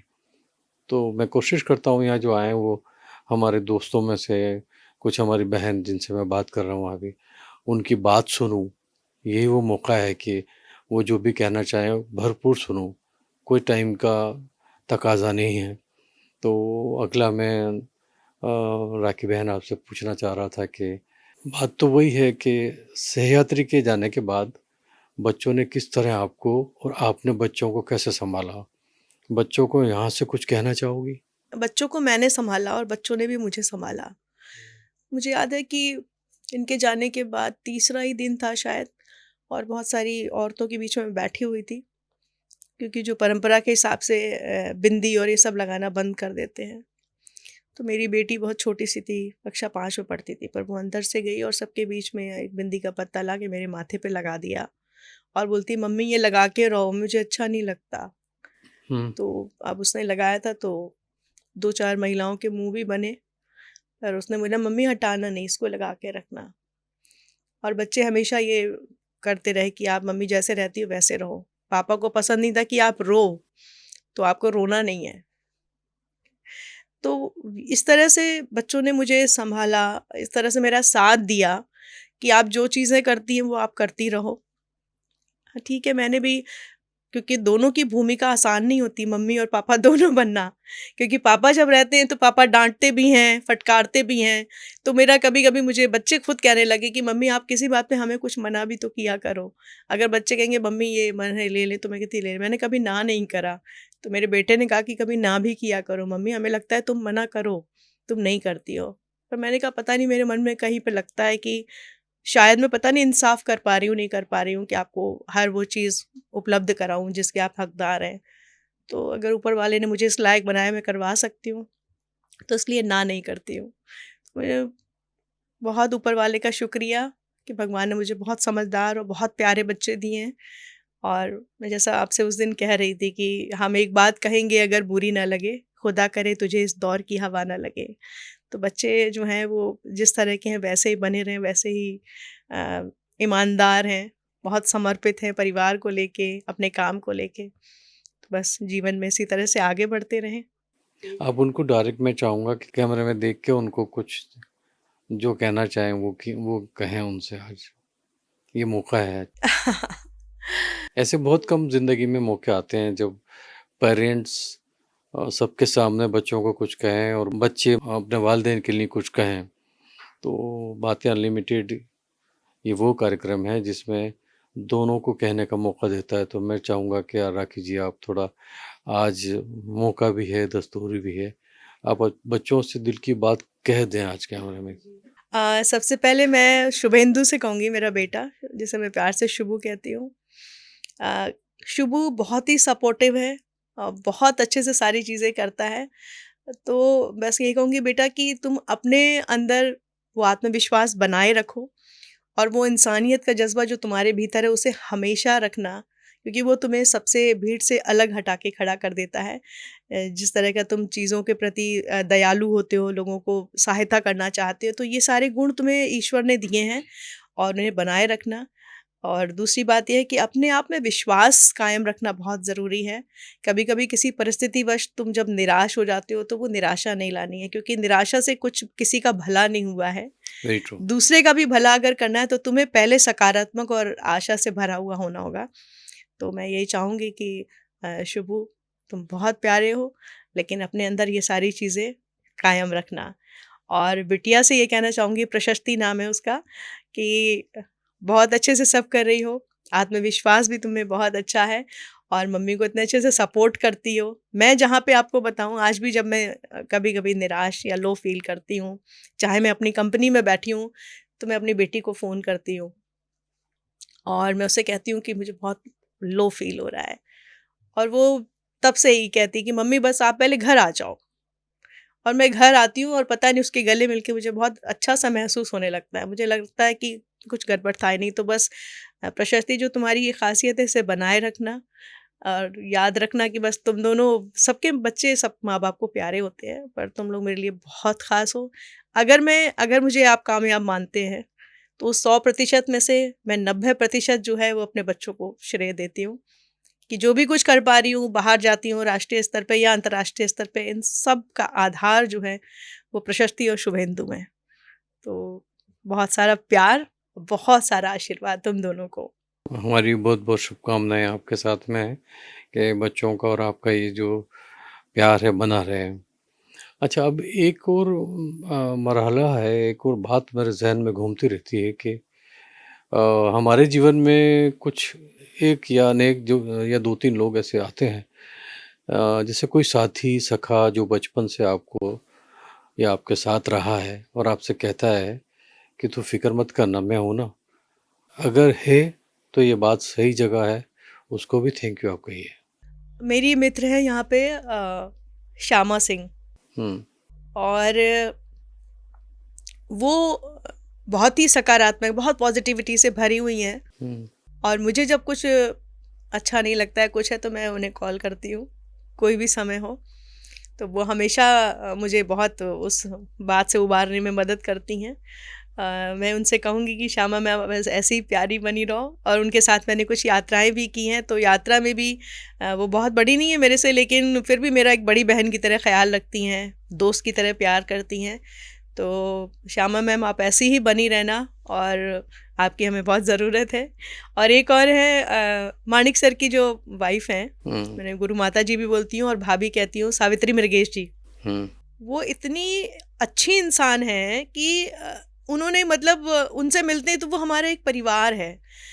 किसी भी समय मैं रात में 1:30 बजे भी उनसे बात कर सकती हूँ, और मुझे ज़रूरत हो तो वो लोग मेरे दरवाजे पे आके तुरंत उपस्थित हो जाते हैं।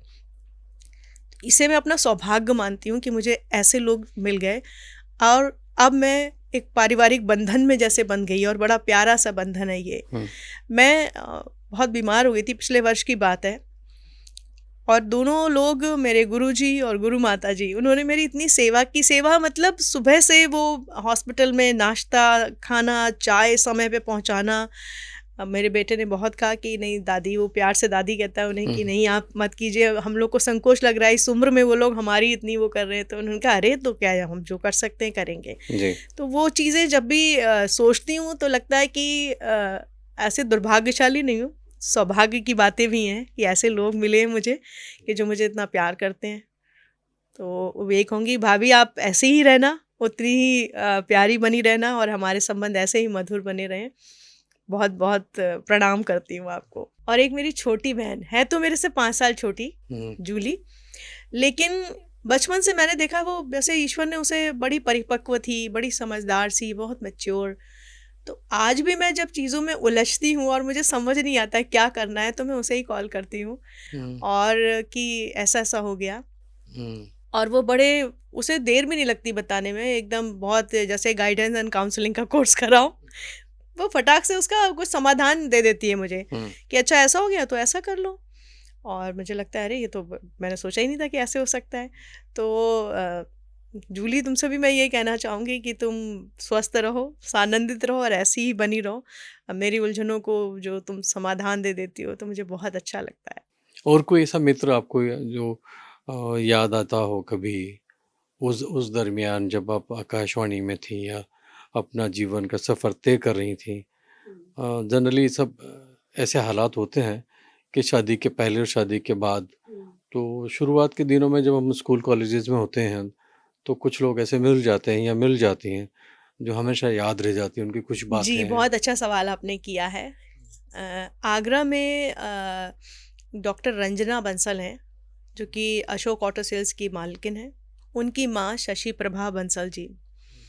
मैंने अशोक ऑटो सेल्स में हायर परचेज डिपार्टमेंट में काम किया। जी। वो एक अलग दुनिया थी मेरी बिल्कुल। और 6 महीने काम करने के बाद मुझे लगा कि मैं अपने पीएचडी का काम ज़्यादा अच्छे से नहीं कर पा रही हूँ, क्योंकि उस नौकरी में मेरा बहुत वक्त जा रहा है। जी। तो मैंने कहा कि अब मैं रिज़ाइन कर रही हूँ, मैं नहीं कर पाऊँगी। तो दीदी ने मुझसे बोला कि क्यों? तो मैंने कहा कि ये वजह है।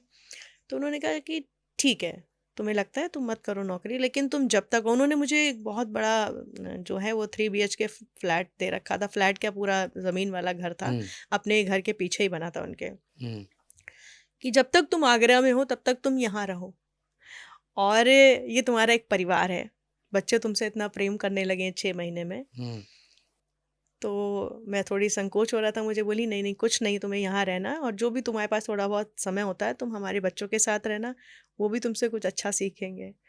तो मुझे ये मतलब बहुत अच्छी बात लगी। और उनकी जो माँ थी शशि प्रभा बंसल जी, वो संस्कृत, हिंदी, अंग्रेजी की विदुषी महिला, और मेरी पीएचडी के दौरान उन्होंने मुझे इतनी मदद की है। मदद, जब मैं आती थी थकी हारी शाम को, वो मुझे गेट पे मिलती थी, बहुत आलीशान कोठी है उनकी, वहाँ पे वो मिलती थी। और जिसके घर में खुद 10 नौकर हों, वो किसी से कहती नहीं थी चाय बना दो, वो शाम की चाय वो खुद बनाती थी, और कहती थी चल रानी बहुत थक गई होगी, चल हम लोग बातें करते हैं, चाय पीते हैं। और क्योंकि इतनी पढ़ी लिखी महिला थी तो वो मेरे से पूछती थी फिर कि आज क्या किया तूने, तो मैं बताती थी कि आज मैंने क्या क्या किया, और उनसे साझा करना मुझे भी इतना, और फिर वो सुझाव देती थी जो हो सकता है कि इसे तुम अगर ऐसा करो तो अच्छा रहेगा। तो सारी थकान दूर हो जाती थी। और कई बार क्या, 99% समझ लीजिए, वो मुझे कहती थी अब थकी हुई है, कहाँ खाना बनाएगी, रात का खाना इधर ही खा लेना। और मैं रात का खाना उन लोग के साथ में ही खाती थी, फिर परिवार का एक हिस्सा बन गई। और अभी भी उनसे बहुत मधुर संबंध है। मम्मी जी तो अब नहीं हैं, लेकिन दीदी हैं डॉक्टर रंजना बंसल, जो बिज़नेस टाइकून जिन्हें कहेंगे, बहुत अच्छे से कर रही हैं और हमेशा कहती हैं कि रानी तेरा ये मायका है, जब जी चाहे तू आया कर। तो ये कुछ रिश्ते मुझे इस तरह के मिले कि मैं भगवान का शुक्रिया करती हूँ, धन्यवाद कि तुमने ऐसे लोगों से मुझे मिलाया, हर तरह का सपोर्ट दिया। एक बार थाईलैंड से आने के बाद फिर साउथ कोरिया के लिए मेरा सिलेक्शन हो गया, एक यूथ फेस्टिवल था इंटरनेशनल। तो मैं अपने घर पे बात भी नहीं कर पा रही थी, उस समय मोबाइल वगैरह कुछ नहीं थे। मम्मी जी ने कहा कि तुझे जो मदद चाहिए हम करेंगे, तू हाँ कर दे रानी, जा। तो ऐसा सपोर्ट कहाँ मिलता है, मतलब इतने अच्छे वेरी ट्रू। लोग। तो मैं मम्मी जी जहाँ पे भी होंगी यही कहना चाहती हूँ कि आपके जैसे लोग अगर दुनिया में रहें तो दुनिया से बहुत समस्याओं का समाधान अपने आप मिल जाएगा। बस मेरा प्रणाम है। अभी तक की ज़िंदगी में सबसे बड़ी खुशी क्या क्या मिली आपको? सबसे बड़ी खुशी मैंने अपने बेटे का नाम शुभेंदु रखा है। दोनों के नाम के पीछे कुछ मतलब है। जब बेटा पैदा हुआ अ, शुभ चंद्रमा, हुँ, तो ऐसा लगा कि जीवन में जो भी कालिमा के रूप में जो भी था वो छट गया उसके पैदा होने से, और उजाला ही उजाला हो गया। बहुत अच्छा लगने लगा। और प्रशस्ति का नाम प्रशस्ति इसलिए रखा है क्योंकि अखिल भारतीय कविता प्रतियोगिता में मुझे प्रथम पुरस्कार महारानी शुभांगिनी गायकवाड़ ने दिया एक दिन पहले, जी। और 24 अप्रैल को फिर ये पैदा हुई। तो प्रशस्ति पत्र मेरा आया, तो मैंने कहा प्रशस्ति नाम प्रशंसा मुझे मिली इनके आने से। तो ये 2 बच्चों का जो आना है मेरे लिए, ये बहुत बड़ी खुशी है। कई बार लगता है ना, जब मैं अकेली होती हूँ, जैसे आपने कहा कि कई आप मिस करती हैं किसी को, तो हाँ, वो कमी तो है, हमेशा रहेगी। लेकिन इन बच्चों को देखती हूँ तो लगता है कि अगर विवाह नहीं करती तो ये बच्चे भी तो नहीं होते। हुँ, तो विवाह करना तो अच्छा ही था। कभी लगता है ना कि इतनी जल्दी जीवन साथी चला गया, अब आपको अकेले पूरा सब वहन करना है, कर्तव्यों का निर्वहन करना है। तो लगता है कि नहीं, वो बहुत खूबसूरत सी सौगात दे के गए मुझे। तो ये मेरे लिए बहुत बड़ी खुशी है, मेरे बच्चों का मेरे जीवन में होना। तो आपने कालीमा का ज़िक्र किया, तो वो क्या था मतलब जो शुभेंदु के आने से दूर हो गया? नहीं, वही कि हम अलग परिवेश से आते हैं, एक दूसरे परिवेश में रहते हैं, हुँ, ठीक है? क तो वो जो समाज का चीज़ें होती एक्सेप्टेंस हैं, या जी, स्वीकारता, जी, हाँ, बिल्कुल, बिल्कुल। हुँ, वो नहीं हुआ। आपकी सकारात्मक चीज़ों को अगर नकारात्मक लिया जाता है, तो वो सब चीज़ें मन को वो करती हैं। फिर जब आपको, मुझे लगता है किसी भी औरत को जब उसका बच्चा होता है, तो वो बहुत सारे सब कुछ भुला देती है, और हुँ, उससे फिर वो अच्छा लगने लगता है कि जीवन कितना अच्छा है। क्योंकि बच्चे की जो मुस्कान होती है, बच्चे की जो सकारात्मक बातें होती हैं। शुभू बहुत छोटा था और स्कूल जाने के लिए तैयार कर रही थी। जब शर्ट में ऐसे उसका बटन लगाया तो वो आधा टूटा दिखा। मैंने कहा, मैं बहुत परेशान हो गई कि अब ये बटन सिलेंगे, टाइम नहीं है, बस आने वाली है स्कूल की। और मैं भी साथ में जाती ही थी शुरू से, हुँ, टीचर थी मैं। तो वो मेरे से बच्चा बोलता है कि मम्मा, ये देखो बटन तो एकदम चंदा मामा नज़र आता है। तो हुँ, मैंने सोचा, अरे ये तो मैंने सोचा ही नहीं। बच्चे कितने पॉजिटिव होते हैं। मैं टूटे बटन की उलझन में थी कि इसको कैसे ठीक करूं, वो कह रहे तो एकदम चंदा मामा नजर आता है। हुँ, तो ये बच्चे जो होते हैं ना, ये आपको बड़े मार्गदर्शन करते हैं, और उनकी सोच वहां तक जाती है जहां आप सोच ही नहीं पाते कि ऐसा भी हो सकता है। हुँ, तो इसलिए जो जो नकारात्मक चीज़ें होती हैं, मैं इसलिए युवा पीढ़ी को ये भी कहना चाहती हूँ, आजकल बहुत ये हो गया है कि विवाह नहीं कर रहे हैं, हुँ, ठीक है, लिव इन में रह रहे हैं, कि कोई किसी के प्रति कर्तव्य किसी का नहीं है, हुँ, ठीक है, तुम अपने खर्चे करो, हम अपने खर्चे कर रहे हैं। हुँ, तो बच्चों, यही बात है कि कर्तव्यों का होना भी बहुत ज़रूरी है। हुँ, एक दूसरे के प्रति समर्पित होंगे, एक दूसरे के कर्तव्यों का निर्वाह करेंगे, तो जीवन बहुत खुशगवार हो जाएगा, हुँ, बहुत अच्छा लगेगा। आपको जॉय ऑफ गिविंग आप सुनते हैं, उसे करके देखिए। जब आप कुछ किसी के लिए करते हैं तो आपको कितनी खुशी मिलेगी। तो इसलिए विवाह रूपी संस्था हिंदुस्तान में ऐसे ही नहीं बनी है, हिंदुस्तान में या पूरी दुनिया में है। हुँ, उस संस्था में विश्वास रखिए, हुँ, आगे बढ़िए, और जो भी आपका जीवन साथी है, उसको चुनते समय ज़रूर कुछ ध्यान रखें, लेकिन आपने चुना है तो निभाने के लिए कुछ समझौते आपको करने पड़ते हैं, कुछ उसको। इस तरह से ज़िंदगी गाड़ी आगे चलती रहती है। हुँ, इसका मतलब ये नहीं है कि नहीं, हम कौन परेशानी मोल ले, शादी ही नहीं करते हैं, ये कोई हुँ, समाधान नहीं है। लिविंग के इतने खिलाफ क्यों हैं? हाँ, खिलाफ नहीं हूँ, लेकिन मुझे जो लगता है जैसे ना एक दूसरे के प्रति कोई उसमें, मतलब एक मज़ाहिया बात याद आ रही है कि हम फँस गए तो अब आप भी फँसो। हाँ बिल्कुल, मतलब एक दूसरे के प्रति कोई जिम्मेदारी नहीं है। ठीक है, मैं ट्रेन में सफ़र कर रही थी, हम केरल जा रहे थे, मुझे ऐसे यंग बच्चे थे तो मिले, तो बातें करते रहे, इतना लंबा सफ़र था, तो पता चला कि वो लोग साथ में रहते हैं। तो मैंने उससे पूछा उत्सुकता में, मैंने कहा क्यों, अगर एक दूसरे को इतना पसंद करते हो तो शादी के बारे में क्यों नहीं सोचते? उन्होंने कहा अभी वक्त है, हमारा अपना करियर है। हमने कहा वो सब जब दोनों एक दूसरे को इतना समझते हो तो वो भी समझोगे ही ना, जैसे अभी रह रहे हो।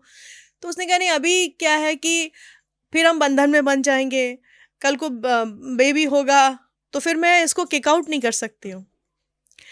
तो मुझे लगा कि ओह माय मैं गॉड। ये नहीं कहती कि सबकी ये सोच होगी, लेकिन जहाँ पे जब हम विवाह रूपी संस्था में विश्वास करते हैं, उसे उसके अनुयायी बनते हैं, तब हमारे मन में हम ये चीज़ें लाते ही नहीं हैं। हम्म, जब बंध रहे हैं, कहते हैं ना कि जहाँ कहीं पे गांठ हो वहाँ रस नहीं होए, पर गठबंधन की गांठ में गांठ गांठ रस होए, है ना? जी। तो जिसमें गांठ गांठ में भी रस है, यानी कि कुछ अगर तकरार भी होती है तो वो भी उसका अलग आनंद है। आप रो लेते हैं, रोने के बाद जो आपको अच्छा लगता है वो भी अलग है। तो ये सोच के कि मेरी कोई जिम्मेदारी नहीं होगी, इतना असुरक्षित महसूस मत करिए कि हम कुछ भी कर सकते हैं। हम्म, संबंधों में यकीन रखना सीखिए, है ना? प्यार के साथ में वो ज़रूरी है कि आप भरोसा रखें अपने साथी पे। हम्म। तो इसलिए मैं खिलाफ ये हूँ कि मुझे लगता है कि एक जो हमारी विवाह रूपी संस्था है, वो चलनी चाहिए, अच्छी तरह से चलनी चाहिए। कोई ऐसी बात जो आप नहीं चाहती थी फिर भी हो गई? दोस्तों में होता है ना कि हम चाहते नहीं हैं लेकिन हो जाता है, और जिसके साथ में घटना घटी वो नाराज़ हो गया या हो गई और आज तक नाराज़ है। क्या आप उससे नाराज़ हैं लेकिन हर रोज़ याद तो आती है उनकी, तो उससे आज कुछ सॉरी कहना चाहेंगी? मतलब ऐसे लोग मैं अगर याद कर रही हूँ कि जो मुझे भी नहीं पता वो क्यों नाराज़ हैं। नाम ले सकते हैं उनका? हाँ। एक डॉक्टर अंजू बाना हैं, उन्होंने शायद यहाँ पे भी काम किया हुआ है। जी। तो मुझे नहीं पता उनके मन में क्या आ गया, हमने साथ में काम भी किया है और बड़ी अच्छी समीक्षक हैं, अच्छा पढ़ती हैं, अच्छा लिखती हैं, लेकिन वो किसी वजह से मुझसे नाराज़ हैं जो आज भी मैं समझ नहीं पाई। तो मैं कहूँगी अंजू के मन में अगर कोई बात है तो मुझसे साझा करो।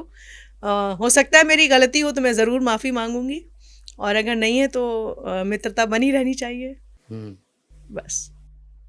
चलो अच्छी बात है अंजू जी, आप ये मुझे तो पता नहीं था ये आपके साथ में आप इनसे नाराज़ हैं, लेकिन मेरी ख़ास दरख्वास्त है कि आप प्लीज़ राखी जी को क्षमा करें और उनके साथ में दोस्ती का वही रिश्ता कायम करें जो पहले था। राखी जी आपको मिस करते हैं। राखी जी, अगर आपकी ज़िंदगी एक कविता होती तो उसका शीर्षक क्या होता? अगर मेरी ज़िंदगी कविता होती तो उसका शीर्षक मैं रखती आशा, अच्छा। क्योंकि आशा है तो सब कुछ है। हम्म, अगर आपने आस ही छोड़ दी हम्म, तो फिर आप प्रयास नहीं कर सकते। जी। हम प्रयास भी तब करते हैं जब आस होती है, आस होती है तभी हमें विश्वास भी होता है कि हम ये कर लेंगे। बहुत खूब। तो आस है तो विश्वास है, उसी से प्रयास है, और उसी से जीवन में हास परिहास है। हमें भगवान से या खुदा से दुआ है कि आपकी आस बंधी रहे, आप सफल बने और अपनी जितने विचार हैं उसमें कामयाब हों, जितने काम हैं वो सुखद और सफल हों। प्रोग्राम के आखिर में अब वो बताएं जिसे आप कहना चाहती थी। जैसे प्रोग्राम में आई तो आपने सोचा होगा कि मैं ये बात करूँगी वो, और मैं भूल गया, मैंने वो पूछा ही नहीं। वो कौन सी बात थी? मैं मतलब एक चीज़ है जो दर्शकों को एक संदेश भी देना चाहती हूँ। रेडियो में सब कुछ बहुत अच्छा मैंने अभी बात की। एक बात, रेडियो में जो आपने कहा था कि सरकारी उसमें मेमो भी मिलते हैं, तो मुझे भी एक बार मेमो मिला था। और वो मेमोरेंडम क्यों मिला था मैं आपको बताती हूँ कि मैं ड्यूटी पे थी और ड्यूटी से एक दिन पहले हमें जो उस समय एलपी रिकॉर्ड्स बजाए जाते थे, जी हाँ, पहले। तो हमें सबको सुन के जांचना होता था कि जो हम बजाने वाले हैं वो इसमें है या नहीं है। जी। और मैं हमेशा वो जांच करती थी, हम्म, लेकिन जैसे 15 बजाने थे उसमें से वो 2 मैंने छोड़ दिए उस दिन, अच्छा। क्योंकि मुझे जल्दी ही घर जाना था। मेरी लापरवाही थी। और उसके बाद में वो टेप था जो लगाया जाता है, बजता स्पाइरल। है। हाँ, तो उस दिन अभी तक मुझे याद है कि केवलादेव राष्ट्रीय उद्यान, हम्म। घना बर्ड सेंचुरी जिसे कहते हैं, जी जी जी। उस पे दीपक जी का जो थी वो सामान्य ज्ञान प्रश्नोत्तरी थी, वो मुझे बजानी थी। अच्छा। और मैंने सोचा ये टेप, लिखा भी था उसमें, अंदर सब लिखा और रखा हुआ था कि ये वही है। मैंने वो पर्चा पढ़ लिया और मैंने रख दिया, पर मैंने लगा के सुना नहीं। और जब उसका मौका आया, उसका 10 दिन से प्रचार प्रसार किया जा रहा था कि हमारे श्रोता सुनेंगे केवलादेव राष्ट्रीय उद्यान पर दीपक जी द्वारा प्रस्तुत सामान्य ज्ञान प्रश्नोत्तरी क्विज, ठीक है, और कर रहे थे। अब जब मैंने क्यू किया लगाने 5 मिनट पहले, समाचार चल रहे थे, उसके बाद मुझे बजाना था। जब लगाया तो उसमें गज़लें बज रही थी मोहम्मद याकूब की, और मेरे कहते ना कि हाथ पैर सुन्न हो गए। मैं भाग के गई बाहर ड्यूटी रूम में। मैंने कहा कि ये इसमें तो गज़लें बज रही हैं। तो उन्होंने भी कहा सीधे, आपने सुना नहीं? क्योंकि ये मेरी ड्यूटी थी, मुझे सुनना चाहिए था। मैंने कहा सर उसमें वो लिखा हुआ था, कागज़ भी वही रखा हुआ है। तो बोले उससे क्या होता है, सुनना तो चाहिए था, अब क्या करेंगे। अब जब कुछ ऐसा हो जाता है तो उसमें एक ही स्थिति बचती है कि आप फिल्म संगीत सुना दें ताकि थोड़ा उनका रोष निकल जाए लोगों का, जो उस प्रोग्राम के लिए वेट कर रहे थे। तो मैंने बोला कि किन्हीं अपरिहार्य कारणवश हम आपको पूर्व प्रचारित कार्यक्रम नहीं सुनवा पा रहे हैं, हमें इसका बहुत खेद है, आइए सुनते हैं फिल्म संगीत। जैसे ही मैंने फिल्म संगीत कहा और लगा दिया, उसके बाद जो मेरा रोना शुरू हुआ है, मतलब मैं बहुत दुखी थी। उस समय हमारी स्टेशन डायरेक्टर थी मैडम उषा पुरी जी, बहुत ही समर्पित, बहुत अनुशासित, और वो एयरफोर्स के प्रोग्राम में गई हुई थी जी। जब मेरी ड्यूटी ख़त्म हुई 11:30 बजे, वो वहाँ पर आ गई। अच्छा। और मुझे काटो तो खून नहीं कि क्या करूँगी अब। उन्होंने बोला, बहुत प्रेम करती थी मुझसे, स्नेह करती थी, लेकिन उन्होंने कहा कि राखी, तुम्हें नहीं लगता कि तुम्हें सुनना चाहिए था? तो मेरी ज़ुबान से कुछ नहीं निकला, बस आंसू, और मैंने ऐसे बोला, जी। तो क्यों नहीं सुना तुमने? मेरे पास कोई जवाब नहीं था सिवाय इसके कि ये मेरी लापरवाही थी, और किस्मत भी कह सकते हैं। बहुत सारे लोग नहीं सुनते थे, पर ऐसा होता नहीं था। तो मेरे से लेके जो लाइब्रेरियन था, वो जो ड्यूटी पे थे, सबको मेमो मिला था। इस बात को मैं कभी नहीं भूलूंगी। तो मैं, जो सुन रहे हैं दर्शक श्रोता जो भी हैं हमारे साथी, इस बात का ध्यान रखें कि जो आपको काम दिया गया है उसमें कोई कोताही ना बरतें। जो करना है वो चीज़ें ज़रूर करें, क्योंकि ज़रा सी असावधानी से जो है वो दुर्घटना हो जाती है जब हम पहले से चीज़ें नहीं चेक करते हैं। तो ये तो चलो ठीक था कि उनका वो बजना था और मोहम्मद याकूब की गज़लें, लेकिन जब बहुत बड़े बड़े हादसे हो जाते हैं, हम पहले से तकनीकी जांच नहीं करते हैं, तो वो कितने लोगों को उसका खामियाजा भुगतना पड़ता है। तो ये चीज़ मैं कहना चाहती हूँ एक संदेश के तौर पे कि इसका बहुत ध्यान रखें सब लोग। चलिए, बहुत बहुत शुक्रिया। ये तो सवाल मैंने बनाया भी था, मतलब मुझे याद भी नहीं था। अच्छा वो आपने बता दिया। अब जाते जाते एक कविता जो आपके दिल के बेहद करीब है और जो आपको पूरी तरह से रिफ्रेश कर देती है या भावुक कर देती है। जी, एक कविता है। जब मेरी शादी की बात हुई और हम इनसे बात करने लगे, उस वक्त मैंने बहुत 30-35 कविताएं लिखी थी, सरल हिंदी में, क्योंकि ये हमेशा कहते थे कि मुझे हिंदी नहीं आती समझ में ज़्यादा, क्योंकि पले बड़े गुजरात में, गुजराती और मराठी बहुत अच्छे से बोलते थे।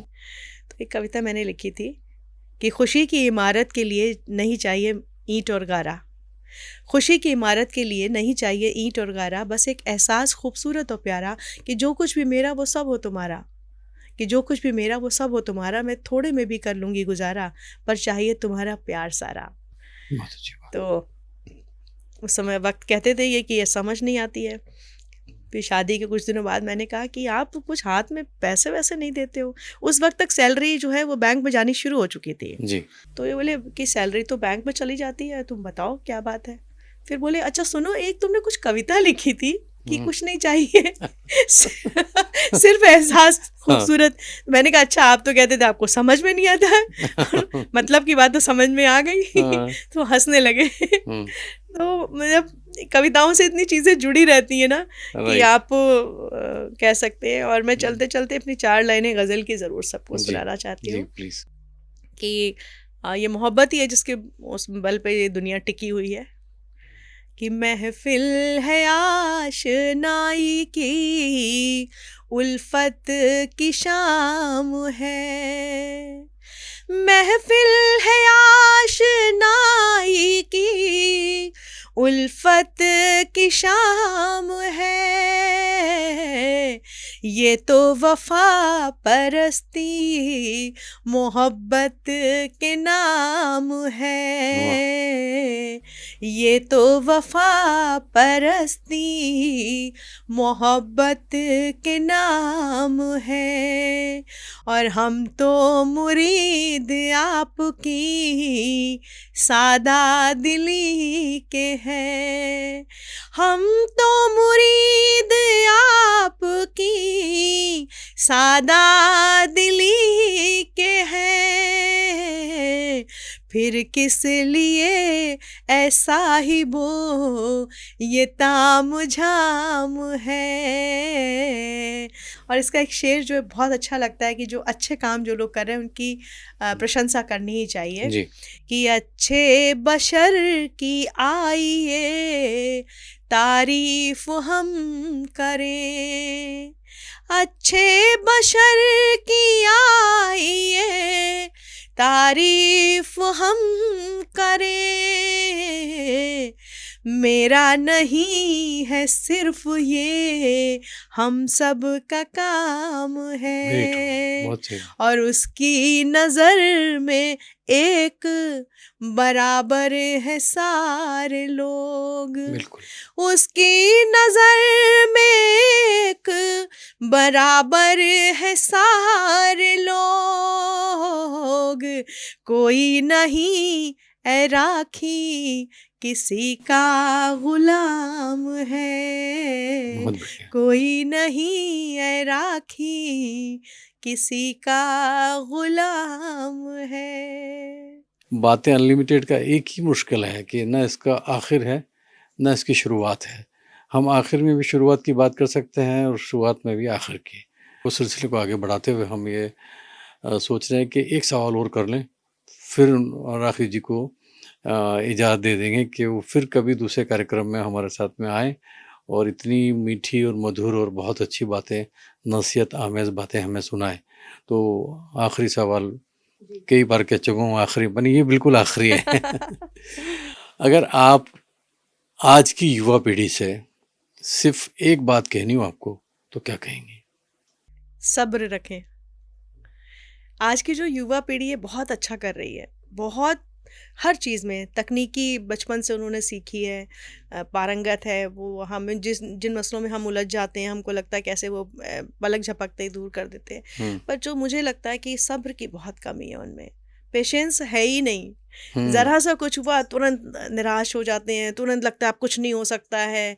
तो आप इतना अच्छा कर रहे हो, इतनी सारी चीज़ें आपने सीखी हैं, तो कम से कम एक सब्र और अगर आप ऐड कर लें तो आप जो हैं वो जीवन के विशेषज्ञ हो जाएंगे कि जी आपको सब कुछ आता है और सब्र आपने तो ये रखना बहुत ज़रूरी है, क्योंकि जीवन तो जीवन है, किसी को नहीं पता कल क्या होने वाला है, बिल्कुल और हमारी योजनाएं धरी रह जाती हैं, ऊपर बिल्कुल वाले की कुछ नई योजना आ जाती है।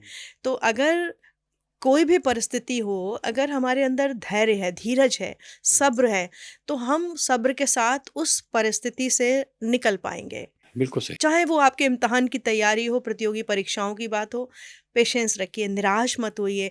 ये डिप्रेशन शब्द हम लोग के समय में होता ही नहीं था। अवसाद हो गया, बच्चे को डिप्रेशन, छोटी-छोटी बातों पे। मुझे एक छोटा-सा बच्चा मिला पार्क में मैंने कहा, "क्यों बैठे हो इधर?" कि मुझे आंटी डिप्रेशन हो गया है। मैंने बोला कि डिप्रेशन किस बात का है? पिछले 4 दिन से मम्मी, मेरी जो बहन है ना, उसी के मन की चॉकलेट का फ्लेवर लाती हैं वो, और मुझे बिल्कुल पसंद नहीं है। मुझे लगता है मुझे कोई कोई पसंद ही नहीं करता घर में, ना मेरी पसंद का ख्याल रखता है, मुझे पसंद ही नहीं है। ऐसे ही इतना दुखी हो रहा था, पसंद पसंद शब्द बार बार कह रहा। अरे मैंने कहा बेटा वो दीदी को थोड़ा अच्छा महसूस कराना चाह रही है और साथ में ये भी चाह रही है कि तुम्हारा भी ये टेस्ट डेवलप हो। अगर एक ही चीज़ दोनों को पसंद आएगी तो उनके लिए भी आसानी होगी ना। तो थोड़ा मुस्कुराया, लेकिन मुझे लगा देखो ये डिप्रेशन शब्द को इतना कॉमन कर दिया है कि छोटे बच्चों को भी लगता है हमारे मन का कुछ नहीं हुआ, हम अच्छा नहीं, हम उदास हो गए, डिप्रेशन हो गया। तो सब्र रखिए, धैर्य से काम लीजिए और मंजिल आपके कदम चूमेगी, ये बात तय है। बहुत बहुत शुक्रिया राकेश सिंह जी, आप हमारे कार्यक्रम में आई जिसका नाम है बातें अनलिमिटेड, और आपने दिली जज़्बात हमारे देखने और सुनने वालों से साझा किए। आपका बहुत-बहुत शुक्रगुज़ार हूँ, तहे दिल से आपका शुक्रिया अदा करता हूँ। मैं भी बहुत शुक्रगुज़ार हूँ कि आपके साथ बातें सच में बातें अनलिमिटेड मतलब दिल का हर कोना जो है वो बयाँ हो गया यहाँ, चाहे वो भावों की बात हो, भावुक भी हुई, खुशी भी हुई, गम भी की बात भी हुई, कुछ सीख संदेश की भी बात हुई। सब कुछ है, ये प्रोग्राम इतना अच्छा आपने शुरू किया है और मेरी तरफ से बहुत सारी शुभकामनाएँ, दुआएँ कि आप खूब कामयाब हों। लोगों के मन की बात को बाहर निकलवाना एक कला होती है और आप उसमें बहुत पारंगत हैं। तो बहुत सारी शुभकामनाएँ। मैं सही में कहूँ तो मैं कुछ बातें निकलवाता नहीं, बल्कि मैं सोच रहा हूँ कि पूरी उम्र तो हमने काम किया, पूरी उम्र बहुत सी चीज़ों को दबा के रखी। अब ये वक़्त है कि हम कह दें लोगों से, या तो नापसंद करते हैं या पसंद नहीं करते हैं वो भी कह दें, प्यार करते हैं तो वो भी कह दें। अपनी खुद की कुछ ऐसी बातें कहें लोगों से जिससे कुछ नसीहत लें और आपको भी लगे कि यार ये तो मेरे यहाँ भी होता है, ये तो मुझे भी मेरे यहाँ भी घटित हुआ, मुझे भी मेरे साथ भी ज़िंदगी ने वो सब रोल अदा किया जो हम बातें कर रहे हैं। दर्शक मित्रों, फाइनली मुझे इजाज़त दें। आप वो कार्यक्रम देख रहे थे जिसका नाम था बातें अनलिमिटेड। अब मैं नए मेहमान के साथ फिर हाज़िर होऊँगा एक बार आपके साथ में। तब तक के लिए मुझे दें इजाज़त। Thank you. नमस्कार।